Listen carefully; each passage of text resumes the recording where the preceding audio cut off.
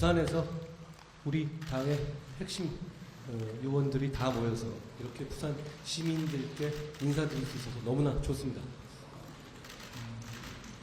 제가 여러 번 얘기했는데 우리 국민의힘 부산에 더 잘하겠습니다. 저희가 얼마 전부터 격차 해소라는 얘기를 우리 정책위원장님 중심으로 우리 이번 총선을 준비하는 공약을 큰 틀로서 준비하고 있습니다. 그 중에 하나가 지역 격차 해소입니다. 저희는 이렇게 생각합니다.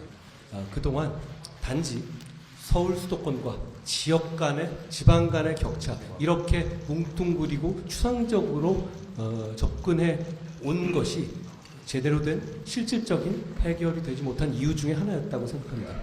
왜냐하면 지방은 지방이란 이름으로 다 묶기에는 너무 서로 상황이나 현실적인 필요나 시민들의 요구가 다 다르거든요. 저희는 격차 해소의 테두리에 대해서 서울과 부산의 격차, 서울과 광주의 격차, 서울과 영동, 영서의 격차, 서울과 대구, 경북의 격차, 서울과 충청, 남북의 격차, 서울과 제주의 격차 등 이렇게 세분화해서 그 격차를 해소할 수 있는 실용적이고 현실적인 방안을 제시하고 그것을 저희가 정부 여당인 점을 10분 활용해서 단순 약속이 아니라 4월 10일 이전에 실천에 옮기도록 하겠다는 말씀을 드립니다. 그리고 제가 어제 경남에서 우리 당이 정치개혁에 앞장서겠다는 결심을 말씀드린 바 있습니다. 그 결심의 내용은 형사재판을 받는 국회의원이 있는 경우 그 국회의원에게 금고 이상의 대법원 판결이 확정된 경우 그 재판 기간 동안에 받았던 세비를 전액 반납하도록 하는 법안을 발의해서 통과시키겠다. 민주당이 반대하면 우리 당이라도 이번 총선 공천에 반영해서 서약서를 받겠다라는 것입니다. 이 방안은 제 개인적인 의견이 아니라 여기 계신 윤재혁 원내대표님, 유이동 정책위의장님, 장동혁 사무총장님 등 우리 당의 핵심적인 분들과 깊이 상의하고 말씀드리는 겁니다. 저희는 이 부분에 대해서 국민들이 공감하실 거라고 생각합니다. 공직자들은 공직생활을 하던 중에 금고 이상의 형이 확정되면 퇴직금이 날아갑니다. 의원들은 그렇지 않죠. 그런데다가 재판의 지연을 방탄의 수단으로 쓰고 그렇게 재판이 지연되는 것을 국민들에게 보여드림으로써 이 나라 사법체계가 대단히 잘못되고 있다는 잘못된 사인 국민들께 보여드리게 됩니다. 그걸 막아야 합니다. 그런 차원에서 현재 헌법체계 안에서 할 수 있는 것은 이것이 출발점이라고 저희는 생각한 겁니다. 저희는 이것을 실천하겠습니다. 민주당도 저희의 이 제안에 대해서 답해 주시기를 부탁드립니다. 그리고 오늘 이 부산에서 우리의 4월 10일 총선에 대비하기 위한 공천관리위원회의 구성을 마무리했습니다. 의결했고요.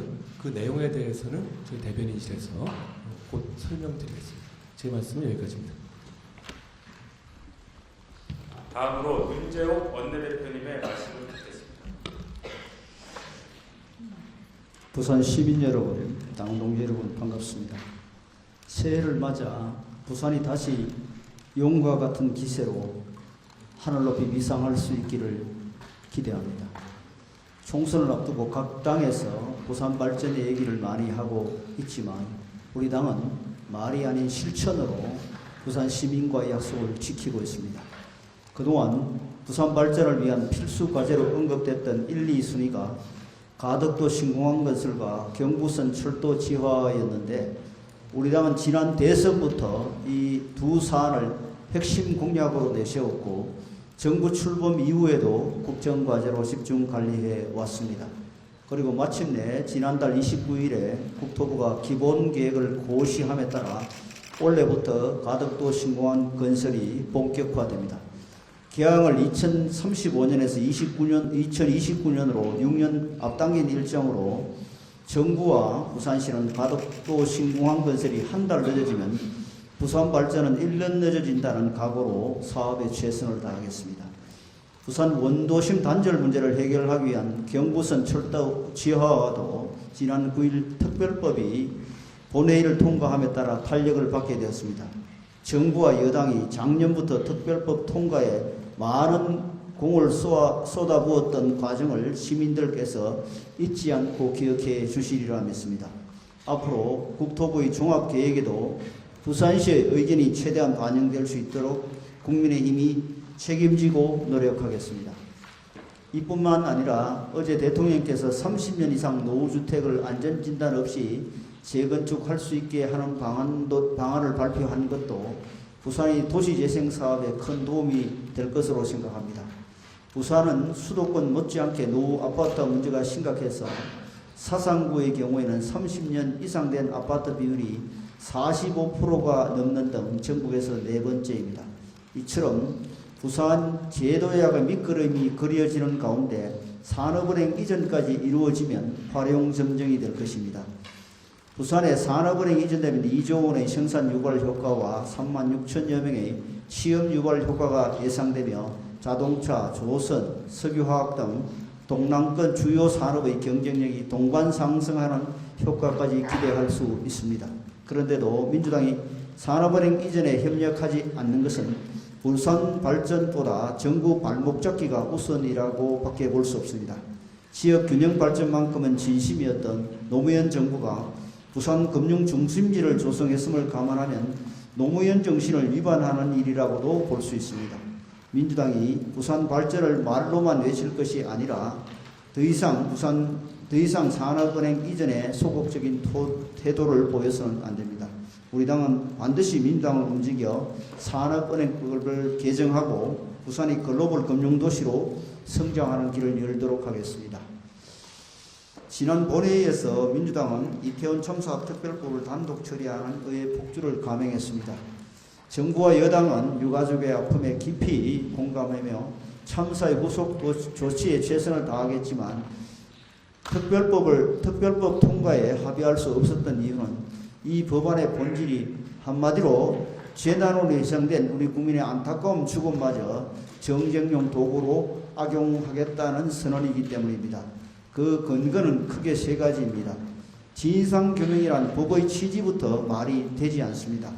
사건 이후 500여 명의 인력을 투입해서 관련 조사와 수사가 충분히 이루어진 결과 관련자들은 재판이 이미 진행 중에 있습니다. 민주당 주도로 55일에 걸쳐 국정조사도 이루어졌습니다. 더 이상 무엇을 더 조사하겠다는 말입니까? 특조위를 만들어 재조사하겠다는 것은 참사를 재탕 삼탕 우려내어 정쟁화를 유발하겠다는 의도일 뿐입니다. 둘째, 특조위는 사실상 무소불위의 권한을 가진 이태원 특검입니다. 특조위는 압수수색, 동행명령의 권한을 가지고 있으며 수사기관의 고발권을 행사하고 법무부에 출입금도 요청하고 별도의 청문회를 열 수 있으며 감사도 요구할 수 있습니다.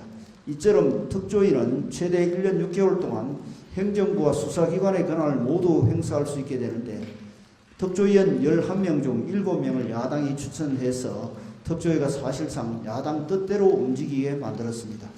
결국 특조위 활동을 빙자한 정치공세에 초법적인 권한을 쓰겠다는 속셈으로 이를 용납하는 것은 헌법 유린에 동조하는 일이 됩니다. 민주당은 법 시행을 총선 이후로 미루었으니 총선령이 아니라고 주장하지만 대통령의 제2요구권 행사를 유도해 또 거부권 행사냐며 선동하고 정쟁화하려는 것이 본심입니다. 정부와 여당은 참사를 정쟁화하는 대신에 추모 사업과 유가족 지원을 통해 공동체의 슬픔을 치유하며 유사한 참사가 재발하지 않도록 제도 개선에 집중하는 것이 선진사회의 성숙한 자세라고 믿습니다. 아울러 민주당이 쌍특검법의 재표결을 막으며 오랜 세월에 걸쳐 확립된 국회의 질서를 무너뜨린 것에 대해서도 깊은 유감을 표합니다. 선거에 임박해 요긴하게 활용하기 위해 짬짬이를 통해 정의당과 패스트트랙에 태울 때는 언제고 제2요구권이 행사되자 이제는 명분 없이 표결을 미루는 모습은 구차하게 보이기까지 합니다. 이는 쌍특검법이 애초에 총선용 꽃놀이패였다는 것을 사실상 시인한 것이나 다름없습니다. 민주당은 헌법과 법률에 따른 대통령의 고유권한 행사가 자신들의 권한을 침해한다며 권한쟁의 심판 청구를 시사 중인데 다수당의 권리가 헌법에 우선한다는 것은 오만한 독선입니다. 민주당은 자기 모순과 헌법 유린에 해당하는 지연작전을 멈추고 다가오는 본회의에서 국회의 관례와 순리에 맞게 재표결이 이루어지도록 협조해 주셔야 합니다.